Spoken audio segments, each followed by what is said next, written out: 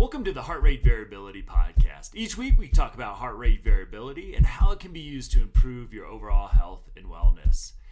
Please consider the information in this podcast for your informational use and not medical advice. Please see your medical provider to apply any of the strategies outlined in this episode. Heart Rate Variability Podcast is a production of Optimal LLC and Optimal HRV. Check us out at optimalhrv.com. Please enjoy the show. Welcome, friends, to the Heart Rate Variability Podcast. I am Matt Bennett. I am here with a very special guest today, somebody whose name has been floating around my universe for so long. Recently, with Dr. Sarah Jeffrey coming on about her AAPB article, I was like, oh, maybe I can get Dr. Lichtenstein on the show. So Sarah gave a good reach out, and I finally got Dr. Brad on the show. So big fan of your work already. Can't wait to explore your journey with heart rate variability. So Dr. Brad, give our audience just a quick introduction of you, and then I want to do a deep dive into your work and thinking around heart rate variability. Well, thank you for having me here. I always love getting a chance to talk about all these things with people. So thank you, and thank you for the work you're doing. Well, I'm a naturopathic physician. I've been a naturopathic physician for a few decades now. Amazing how time goes. But Tell me about it. I know, you wake up and it's been 30 years and something. Something happened during COVID, Brad. Like I was young before COVID, and now I was 20 before COVID. Yeah, exactly. But I've been practicing, so I'm a practicing naturopathic physician. I was teaching at Bastyr University, which is the naturopathic medical school here in Seattle and in San Diego. I've been there for 27 years. I retired from teaching right in the middle of the pandemic. And my focus has changed over the years. So that's interesting, like talking about my evolution of using heart rate variability. My background before going into naturopathic medical school was in, originally it was in theater. And then I studied speech pathology and psychology, and I was really interested in psychology. But I became a naturopath. I've told the story many times, so it keeps changing as I just say it. But I became a naturopath because I was going to go to conventional medical school in Chicago. And I drove there, I was packed up, I was ready to go, and I turned around and said, I can't do this. My journey into naturopathic medicine actually began with nutrition and diet, because growing up, I had been diagnosed with IBS, colitis, all kinds of GI stuff. I had severe eczema. Finally, in college, I ended up in the hospital 3 times because I had GI stuff. I was in pain and everything. And so I was a vegetarian at that time. I was a vegetarian for about 23 years. But at that time, dairy was my biggest food. And it was for so many years. And I read an article, I found out about diet and nutrition. I found out about dairy could be causing problems. I got off of that, and wow, everything changed. So that started my cascade in looking at an alternative medicine, because it was alternative. I'm from Pittsburgh. I grew up in Pittsburgh in the 70s and 80s. I mean, so talking about food was really alternative. It was. And my mom was quite alternative, because she took me to, I've said this story too, she took me to my first yoga class in the basement of our synagogue when I was 7. So she was doing yoga in the late 70s. And so I was always interested in meditation, in yoga, and all of those practices. And so that's why conventional medical school, just the short version of a conventional medical school, wasn't aligned with me. I wasn't aligned with just like treating the symptom. And I would say naturopaths do that too. To any naturopath listening, they can get mad at me, but a lot of naturopaths just use natural substances in place of treating the cause. That's the phrase that we say. We want to really treat the cause, not the symptom. Like, you have a headache. Well, is it because you had too much caffeine? Is it because you didn't have any caffeine? Is it because you didn't sleep? Is it because your neck is out of alignment? Is it because you ate something? If we just take acetaminophen or Advil or, you know, whatever, or even willow bark or some natural thing, if we do that without knowing the cause, we're just going to perpetuate it. So treating the cause is very difficult because it's so multifactorial. We want to reduce it down to one thing, just like in HRV. Look, if you get a great HRV score, everything is going to get better and your son's going to come out and life's going to be better. So we know that that's not true, but that's what was appealing to naturopathic medicine. Plus, we had a large toolkit. We could talk about diet and nutrition. We could talk about herbs. We could talk about adjustments in certain states. We're allowed to adjust spine and extremities. We can do physical medicine. In certain states, we can also talk about or prescribe medications. We can't in every state we're licensed in Washington we can. We can do homeopathy. There's a wide toolkit in naturopathic medicine, and that was appealing at the time. When I began my work as a naturopathic physician, though, I focused on HIV care. And I was doing HIV care back in the time before certain medications changed the outcome of the disease. And people who've heard me talk before hear me say this because it's really foundational in shaping how I look at health. Most of my patients back then did not survive. And this will get to the HRV journey and biofeedback journey, because the goal really wasn't, let's do everything so I can live longer. Let's do everything to make, be superheroes. Yeah. It was, how do you want to live your life right now? How do you really want to regulate? So I did that for years. I worked in mind-body medicine, where I went and did meditation with hospice patients. I learned biofeedback and started to bring that into the Bastyr clinic.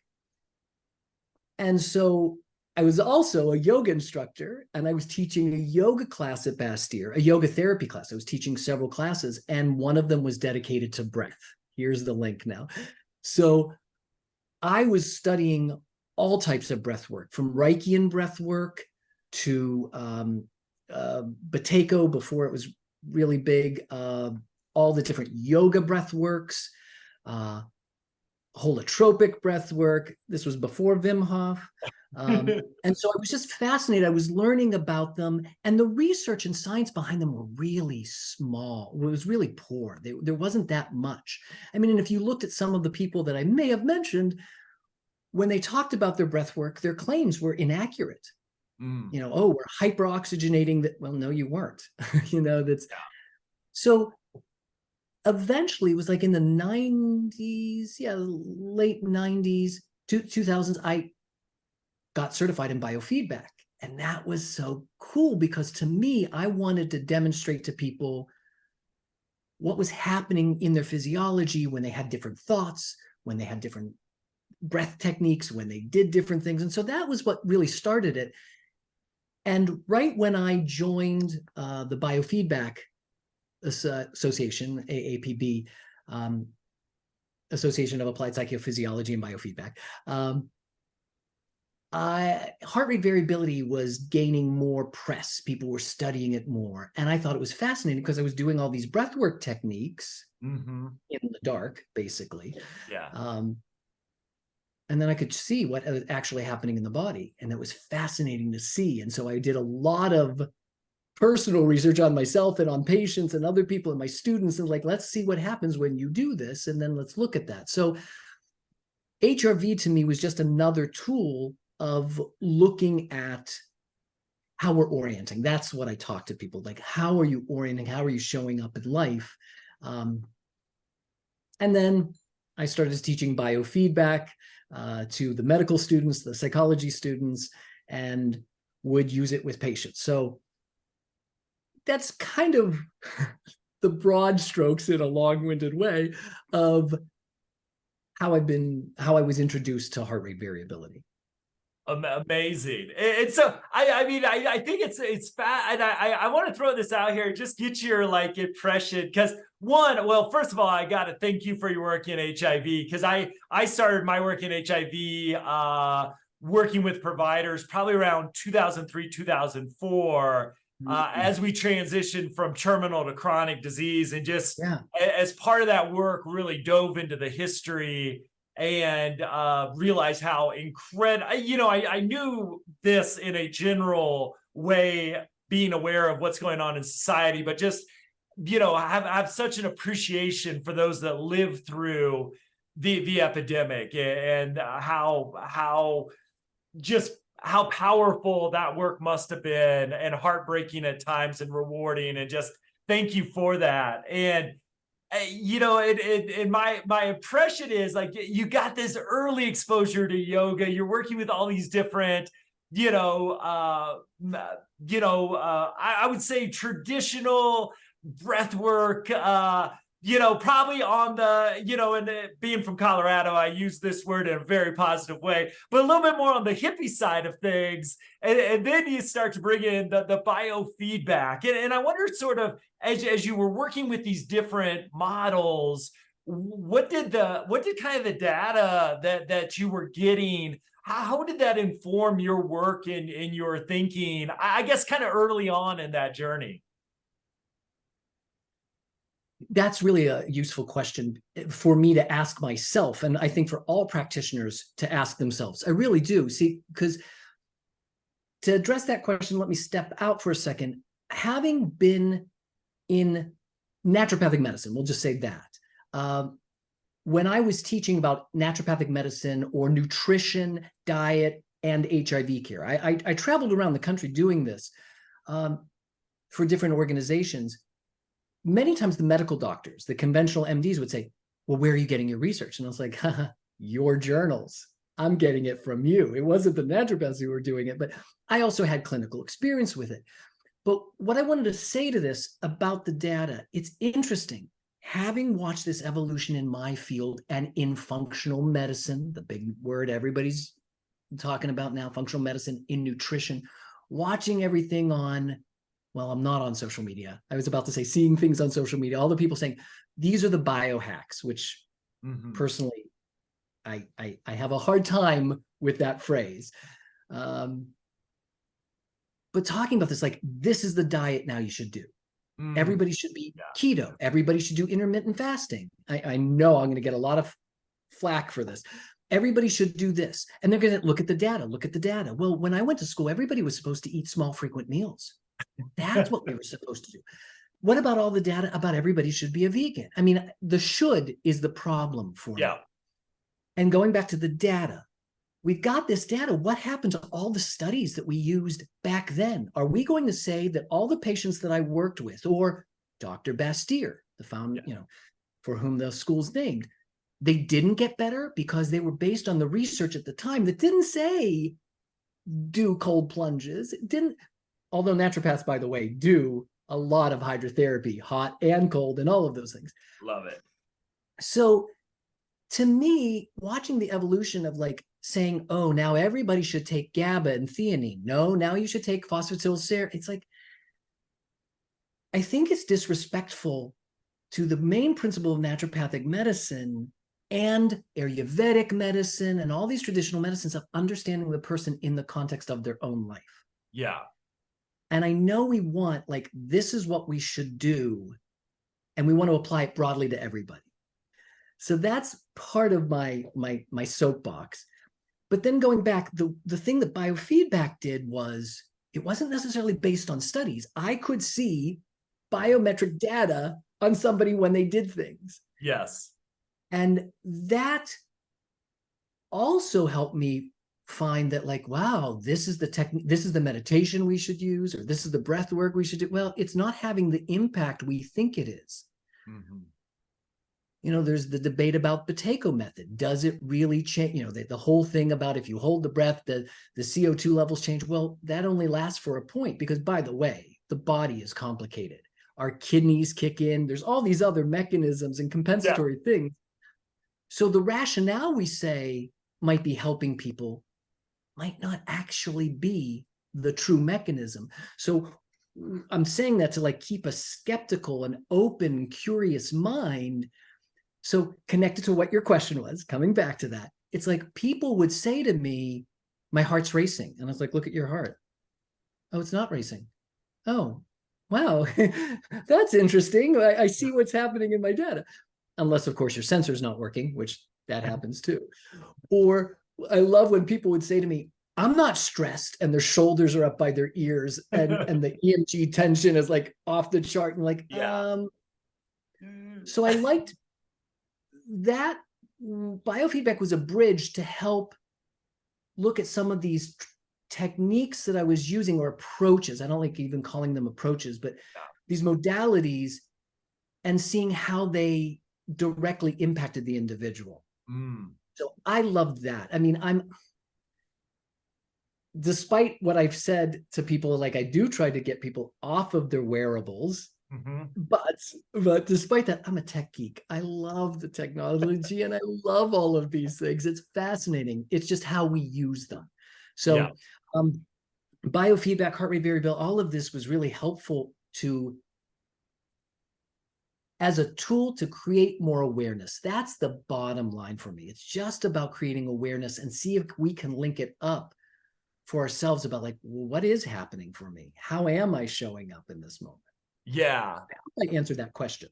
Yeah. I went Well, around and I way. would love to hear because it's been one of the frustrating things about getting older, as we joked about, is like everything that, and it seems like, and I pick on them a little bit, like the dietitian nutritionist world. I'm not going to say the dietitian and nutritionist, but like, where's the accountability that removed all the fat, which was horrible for us. We put in a bunch of sugar.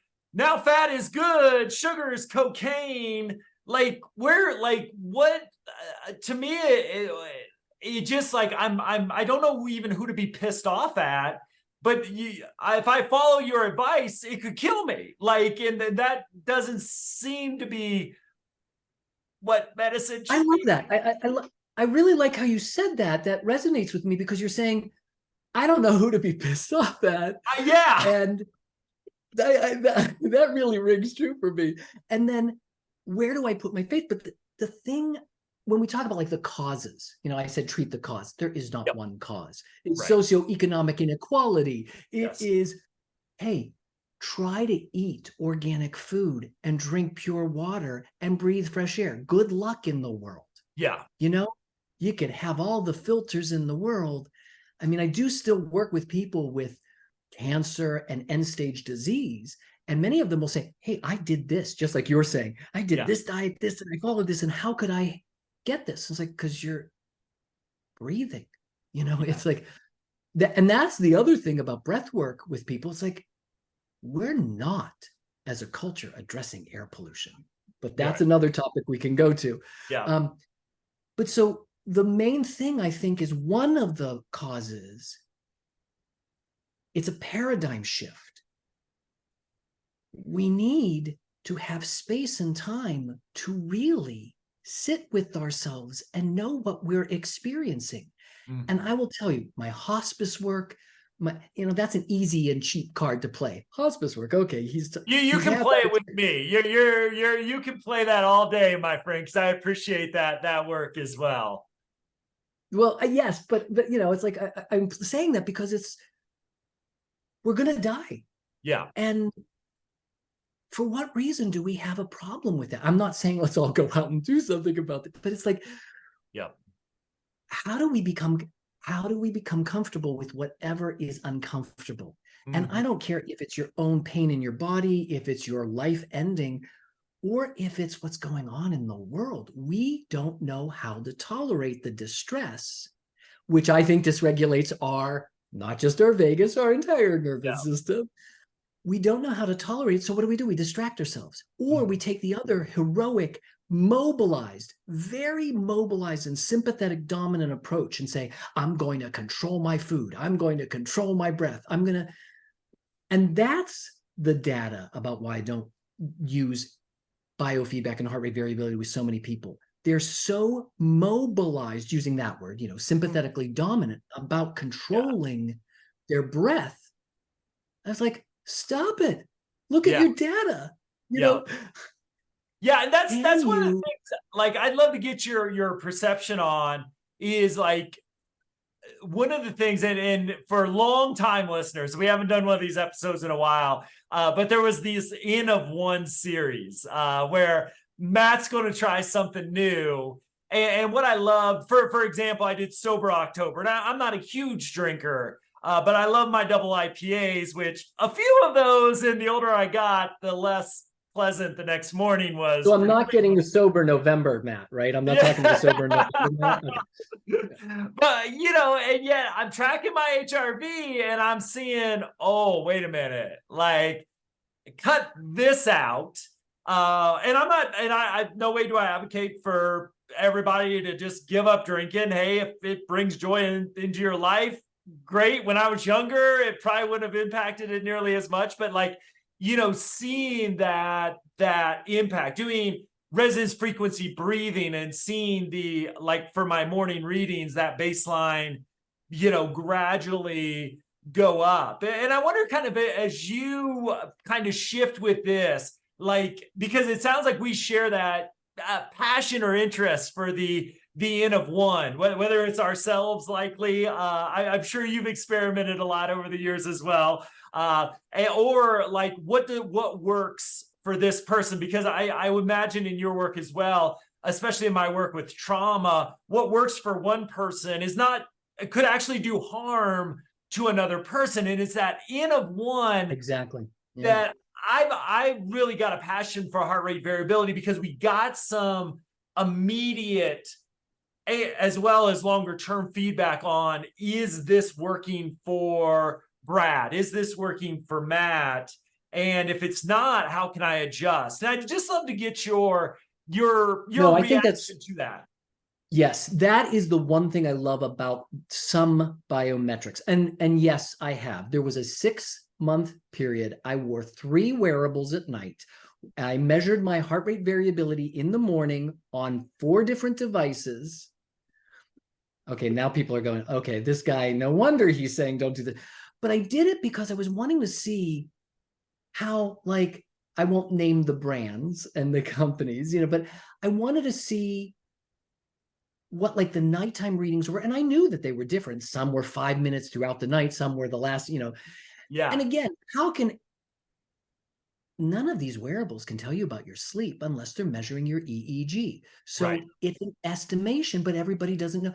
And that I will tell you, the one bit of data that all of them screwed up was whether I was sleeping or not.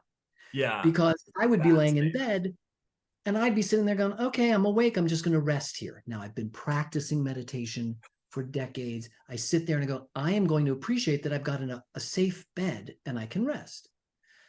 And so it would say, oh, you were sleeping. And I was like, no, I wasn't. I know that. Now, the other thing is I would also see some of the devices, again, not measuring everything exactly the same, weren't aligned. And then I would see in the morning, my morning readings, you know, after I got up and fed the cats, because you have to feed the cats first. Got to feed the cats. And then I would sit down. Most of them, the different apps, the different wearables, and then, of course, my more expensive biofeedback devices, they weren't always accurate. They weren't, or not, I shouldn't say accurate. They weren't always in sync. Okay, yeah. Big. So I was starting to take that with a grain of salt. But to your point, I would say, okay, I would track all of those things. Okay, I took magnesium this night. I took this night. I did, and I would see what impact. I don't drink, you know, I do green tea, I do caffeine. And it's like, okay, I didn't have it this time that close to bed. I had it that time close to, okay, what's the difference? Yeah. There are so many other variables that the logs on the devices can't keep, but it is useful. It is. And what has helped patients is, or when they do this, and then they go, huh, okay, yeah, I did drink last night, like that one, you know, and my heart rate went up. My heart rate variability went down. Okay, that is interesting. It has an impact on me. I slept all through the night, but I don't feel as rested. See, the problem with those, you're doing it, I'm doing it. If you're not logging all of the other behaviors, it's useless to me. And so That's fascinating. I remember one patient, this was just a few weeks ago. She's in Colorado. Maybe if she's listening, she'll hear this. Where her heart rate variability score, the morning readiness kind of thing that she would check. She's like, oh, I'm in massively parasympathetic today. It's like really high, it's like, but I'm going to go for a run anyway. Like, I don't advise that. And then she said the next appointment, she didn't text me. She said, I was going to text you and go, you were right. I got sick right after that. I was down. But if you don't know how to interpret the data, that's the thing. That's why I get nervous about this. So long-winded explanation. I think that this is a wonderful tool to help, knowing that it's flawed, but so is everything else. Blood tests, everything can have some issues. But I like that it can put it in your own hands. I mean, one of the ways I was using biofeedback or heart rate variability with people is I would have them on the monitor and we would just have a go. I would put it to the side so they weren't looking at, we weren't doing classic biofeedback training, right? Yeah. But their heart rate, and then they'd be talking about something.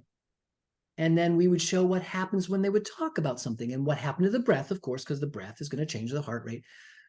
But it's interesting just to see how when their mind wanders or they start to ruminate about something, if you see the change, you can ask them, what just happened? That's actually one of the ways I got into biofeedback is somebody put me on a bunch of biofeedback, biometric things, brain waves, as well as heart rate variability and other things. And they asked me to meditate and do mindfulness because I was doing a meditation study. Yeah. And then they would see these changes. I don't know what they saw. And then they said, what were you thinking? I said, I was thinking about my breath. What are you talking about? I was focused. And I'm like, no, you weren't. And so it helped me become more cognizant of what was happening for me. So I think these could be tools as long as people don't approach it as I got to do it right. Yeah. Yeah. I love that philosophy, for sure. And if you're obsessed about this, it does no good for you either. I mean, that's the thing, as I think that a lot of the space, which has been interesting because my whole, and our listeners know this, they're probably sick of it. Like, how do we bring this into social work and homelessness and these industries that just get ignored until it's too late, and then we have to deal with health inequities because we never thought about it proactively. And but at the same time, we've got the biohacker mentality, which is totally different. So this space is still relatively small, has such a diversity. I guess this is why I love the AAPB world, which we're not associated with, which would surprise most people who just tune into the podcast, because I love the work that the organization does. That it is that sort of still that I would say mission-driven focus, but it's definitely an interesting space that in certain corners gets very annoying very quickly. Yeah, and I like that you're saying about talking about health inequities, because I think that may be, when we talk about the cause, that could be a bigger cause of all health discrepancies. Absolutely. And we could go down that route. But again, feeling safe, if you want to use that languaging behind it, or just how you feel, you orient. See, so even when I'm talking to my patients, I tell them I don't work with anxiety, depression, PTSD, although most of the patients who come to see me have anxiety, depression, PTSD, a lot of trauma. And the approach I says, we're not treating your PTSD. We're asking that fundamental question of how do you want to, I like to say, how do you want to breathe in this moment? And I like to use the breath because doesn't it reflect everything? If you're anxious, what are you gripping and holding? What's happening in the body? So then are you able to breathe? So that's the essence of my work, is saying, how do you want to show up in this moment, regardless of whether there's another pandemic tomorrow, regardless of whether, hey, well, you're in Colorado, but I'm in Seattle, fire season, which is all year round now. When you can't go outside and breathe, how do you want to show up? So that's the thing. It's not to put your head in the sand, not to avoid the news. I'm not suggesting, like people say, oh, I got to take a news break. I was like, well, it's your relationship with how you're looking at the news. Isn't that it? Like at the beginning of the pandemic, I was looking at that John Hopkins website every day, multiple times a day. What was that going to do for me? We were in lockdown. I was in my house. I mean, I didn't need to look at numbers 18 times a day. So it's like developing that relationship. And I think that's where some of these tools can also come in handy of like, can I learn to really, I don't like to even say regulate so much at times. Just can I learn to be present? Wow, what a novel concept. And not run away, not hide, not collapse, not defend. And, you know, that's what we see in the whole world of like, I'm going to make a critique, you know, like I think in the biohacking realm, it's like I've had people come in and say to me, I want to live forever. Yeah. And part of me wants to say, why do you want to do that? Are you serious? Like, okay.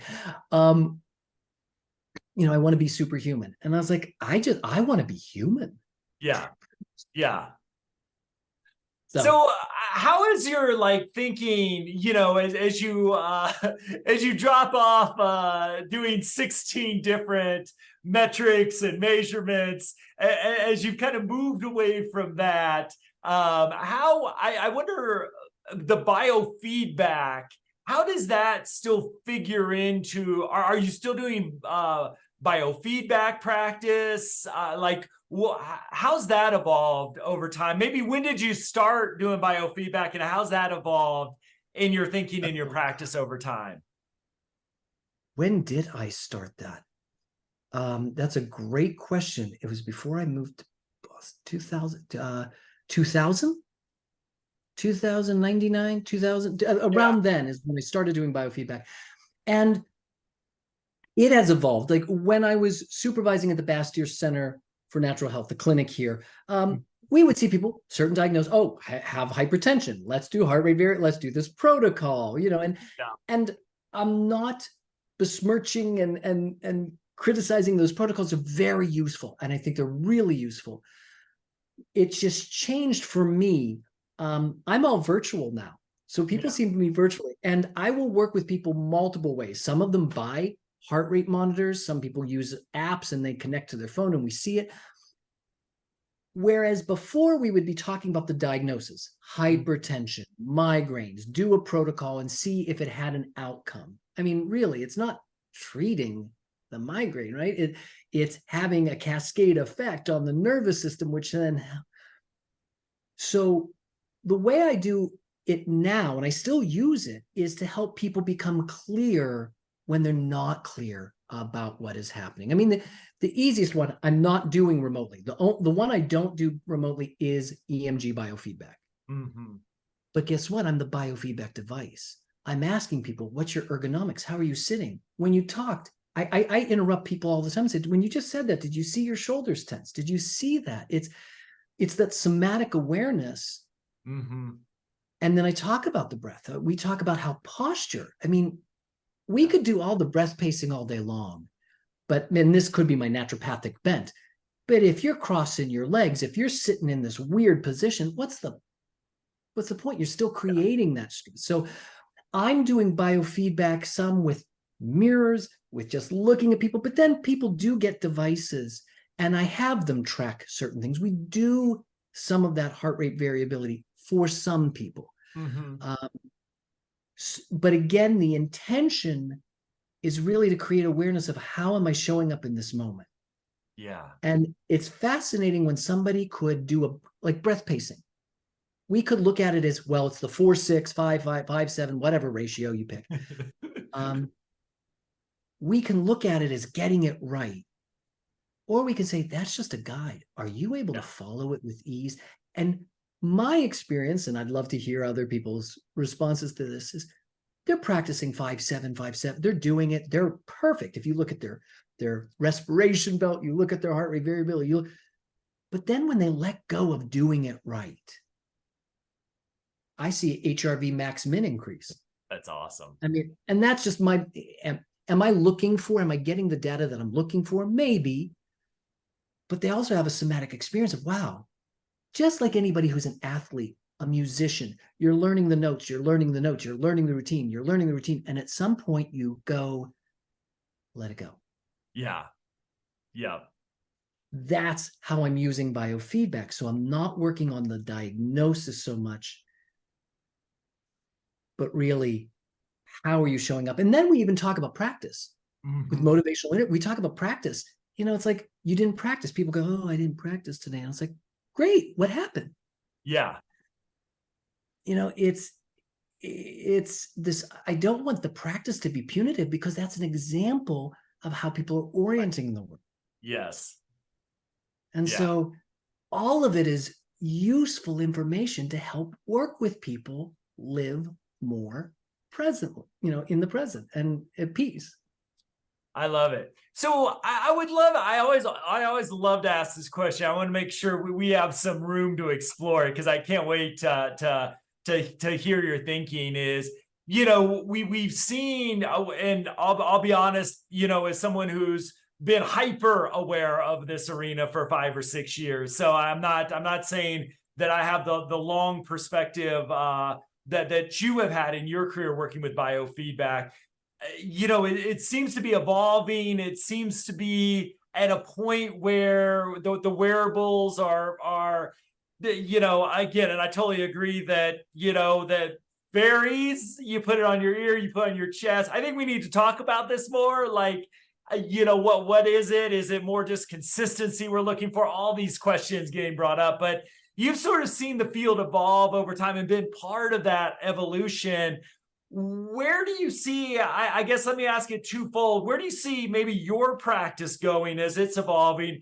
And where do you see the field going? Where do you think we're going to be maybe 5, 10 years from now, as technology is seeming we're hitting this place of exponential with general large language AI models? The world's a different place than it was. And I don't think we've even scratched the surface on where this could be. So I'd love to kind of hear where you're going, and where do you see the sort of the general field of HRV biofeedback going?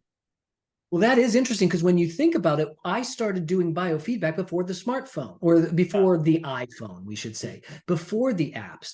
And so if I just think about that, which, thank you for making me think about that, inviting me to think about that, it's like, it's exploded. Look at the apps that we have and the things we can do. And I do not want a world. I'm not sure I want to live in a world. Let me say it that way. I'm not sure I want to live in a world where, like, sensors are attached to my body 24/7. Yeah. Although we know from some work at MIT and other places, just have a camera on you, they can tell you what your heart rate is. Yeah. So I'm not sure I want that. And I think it's evolving. The technology is evolving all the time. I mean, the camera app on your phone is almost comparable to like an EEG biofeedback on a high-end biofeedback device. Yeah. Not EEG, HRV, you know what I meant. And it's like a photoplethysmograph or an ECG. I mean, so that's like fascinating to me. And the geek in me loves that. I love that technology is getting more precise. I'm very tangential when I talk, but bringing in that thing of like, when I was wearing those different apps, and like the one that was on the wrist, and the one that was on the finger, and the one that was on the ear, and then the pad that was attached to my abdomen. The interesting thing is, if I laid on my arm a certain way, I knew that I blocked the blood flow. And so that's going to affect my HRV. The one on my wrist kept, as tightly as I had it, it kept flipping over. And then the light would shine in my eyes and wake me up. That wasn't a very good one. So I know, like, the data between some of those people like the ring better, because I just believe that we're going to get such interesting things. Are going to be like able to measure our brain waves. Again, there's questions about what are we measuring? Is it really what we think? The other tangential thought, again, one of the things I think about all of this, you come in to see a biofeedback practitioner or an EEG practitioner. I know I'm going to get flack on this one. just having the invitation to come into an office every day to regulate, or not every day, but whenever, to have that time for you. Yeah. We know that if you have major depressive episode and you don't go to psychotherapy, you're going to get better in so many weeks. Mm-hmm. So is it the psychotherapist that helped? I do believe that just having that attention is helpful. If people use these tools to help direct more awareness of how they're living, I think that's going to be beneficial for everyone. But I do think the field is going to just emerge that it's not just going to be apps, that we're going to find you can wear a sensor and I can see it on my screen. Yeah. I mean, I think this is, and there's the part of me that's so excited about it and nervous about that, and excited about it and nervous about that. But I think that's going to be fantastic for working with more people. Yeah. So I think that will be useful. I would love for us to find a way.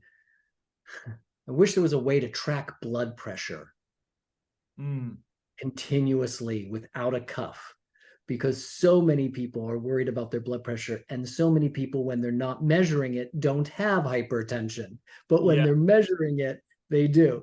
So, but I think all of this is going to be happening. I really do. And so that's exciting. For me, as we talked about getting up there in years, more and more my work is really just talking to people more about the stress tolerance. And probably, I imagine, in the next several years, I may not be using much of the devices that often. But I still think they're of merit. I'm not trying to say that at all. And we'll also see where the technology goes, because maybe I'll change my mind. Maybe I'll say it's so effective that they can use it and I can see it and we can do it. It would be great. I love it. I love it. One of the things I like, just an aside, one of the things I like about doing all of this remotely, so some people buy more expensive equipment. Some people buy just one heart sensor on their computer, or a lot of people buy it on their phone and they sync their phone to their computer, and then I see the data in real time. Yeah. One of the things I like about remote work, it's what I was saying about people come into your office. People would come into my office and they would just sink in the chair and go, okay, I'm away from everything. What was fascinating is to watch people in their own situation, in their real environment, and then talk about how they're orienting and regulating. And I found that to be in my opinion, maybe more powerful than having them come to a separate place. Now, I immediately have an argument with myself. If their environment at home is not safe, if they don't feel like they have a place, that's important.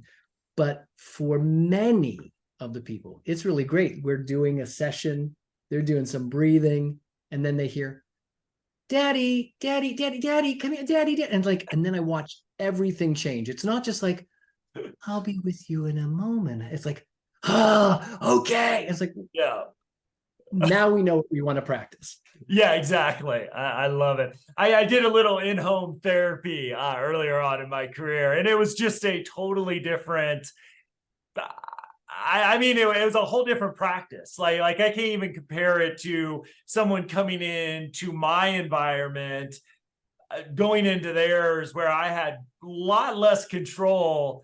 Like I said, there were, I realized not everybody, I was sharing this story today, not everybody has a floor. I realized, like, I would walk into some houses and it was just dirt. And I mean, it was part of the populations that I've always worked with in my career, but it was like, so I would have never known that if they would come to my office, so it just gave me like a total appreciation for those, that environmental piece of it. And it was like just a totally different practice doing it that way. There was a time in my career where I did two things that were really powerful for me. One is I did go do home visits, and it was great when people would say, I'm eating, I'm following this diet. And then I said, well, let me just look, we're sitting at your kitchen table. Can I just open this? It's like, Captain Crunch, by the way, is not, that's processed. But then, so going into homes was helpful because you could see that, like you said. I think that's fascinating. because then we can also see the inequities too. We could see what people are Yes. really dealing with. But the other part that was interesting is when I would take people to the grocery store, and I only did that maybe a dozen times, because, as a doc, I'm sitting here going, oh, there's all kinds of other things than gluten or all these things. And then they'd say, I remember one gentleman said to me, I didn't know there were this many vegetables. What is that? And it's like, it's collards. That's kale. This was again in the late 90s, but it's like, it's fascinating. I would love if medicine could include that more so that we could see people in their natural environment or take them to these places, because we say things to patients all the time and clients, we don't know what they're really doing. So my final question I gotta ask, because you're the second, as I mentioned with Sarah, being like there's so much frustration. And I'll look at it more of my professional piece of it. And personally, I feel this as well, but I'm also healthy enough to say, I don't think I'd get any benefit out of a 15-minute physical. Like, really? Like, what are you going to do in 15 minutes? Like, I pay all this money and that's the only thing you're offering me as preventative or whatever. So I got my own frustrations with it, which you can hear. But one of the things that I'm so hopeful about, if I'm not frustrated with the current situation, is talking to Sarah, this ND, which I hope is a movement, because talking to her and like, well, I have an hour intake where I just have a conversation with somebody. And I'm thinking about all the federally qualified health centers I'm working with under these like strict 10, 15-minute visits, because that's what they have to do, really, in many ways, keep their doors open. Like it's not what they want to do. They know it's not best practice, but they're in this system. And there's no flexibility when you go into, more of the Medicaid arena. If you're in a state lucky enough to have expanded Medicaid, which isn't the case everywhere, weirdly. But I basically want to know when you all going to take over the world, Dr. Brad, because you've got the answer to all. Not being a little over dramatic here, but let me be a little. Yes, that was answered all my problems, my friend. Like, you look at it from a holistic. I want my physician to spend an hour with me, get to know my name, and where do you see your movement going? Because I want you to just take over medicine. I thank you. That's what I used to say. Part of me also just has this bias. I'm not sure if this is well founded. The whole system just needs to burn down first, and then let's see what evolves. But you pointed that out, that many of the providers that are in that system don't want to be in that system. I'm not doing the battle that MDs are bad and NDs are bad. I don't believe that at all, because I will say, and I'm not thrilled with a lot of the NDs in my field too. I mean, it's like, and there are NDs who do 15-minute visits. My first office call is an hour and a half. My return calls are all an hour, so. Yeah. And when I was doing HRV care, even I would go talk to a good colleague of mine, an MD who worked at the hospital. I spoke to his residents one time, and they was like, oh, you don't run all these tests. And I was like, well, I don't have to run the tests because you do, and we share the patient. But then I said, but my first office call back then was 2 hours with someone. And they said, oh, and the first thing they said, all of them said was, oh, well, if we had 2 hours, we could get a lot more information too. And I was like, yes, the system doesn't support it. The system doesn't support. So I would love to see, a movement where actually just the quality of care could change. But what does that mean? What do we have to overhaul? There's so many socioeconomic, political factors that we have to address. And if we want to treat the cause, we have to really look at all of that imbalance. So when's it going to happen? I don't know. I'd love to see it happen. But the issue is, how do we step outside it? Not everybody can. That's one of the things, can afford it.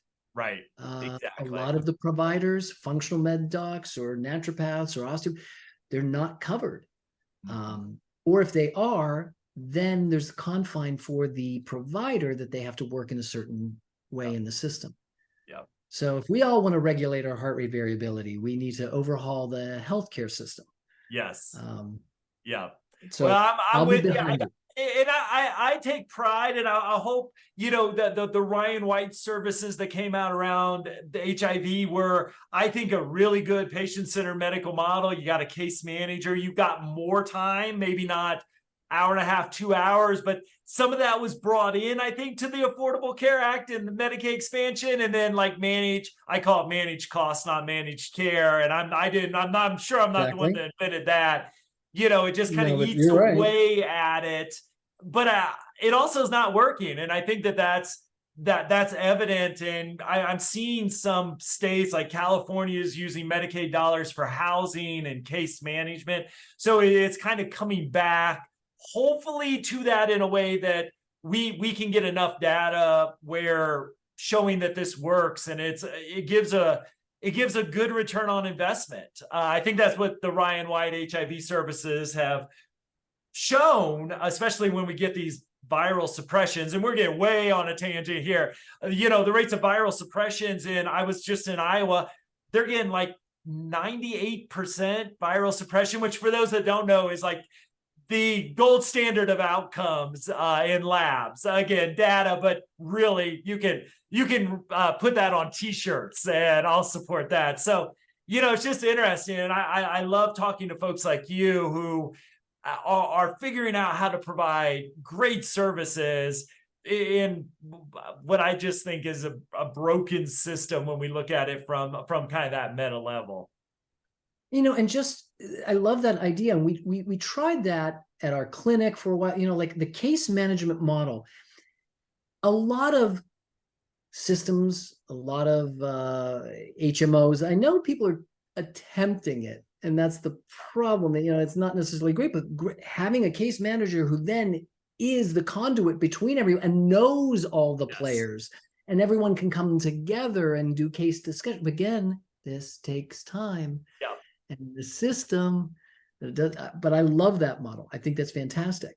I mean, just even think about, I know I say I don't treat the disease, we treat the cause, right? But it's like essential hypertension. Why isn't everybody taught how to breathe? Yeah. In other countries, they are. You know, it's like you have a heart attack, first line, let's teach you how to breathe.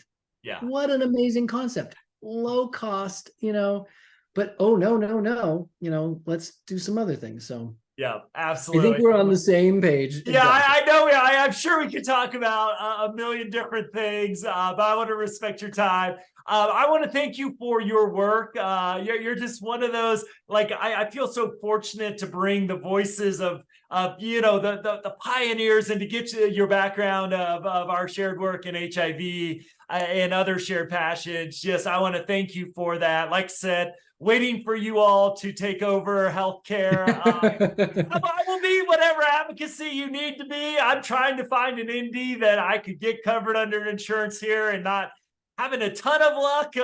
But I'm not giving up. I got a few more weeks before it gets locked in. So, but I just appreciate your work. We'll put some show information, contact information, website information in the show notes. If people want to reach out, your website, we didn't even touch on philosophies. So we'll have to have you back at some point to continue this conversation. But I really appreciate your time, appreciate your work. And I appreciate you doing this as well. Thank you for getting all this information out there. You're disseminating information. I think that's important. So I appreciate it. I hope I didn't bore all the listeners. So it was a huge honor, and knowing our listeners, I'm not worried about that at all. So everybody can get information. Like I said, get your show notes at optimalhrv.com. Yeah, we'll put some information in there, links, and Dr. Brad, thank you so much. And everybody, we'll see you next week. Thank you.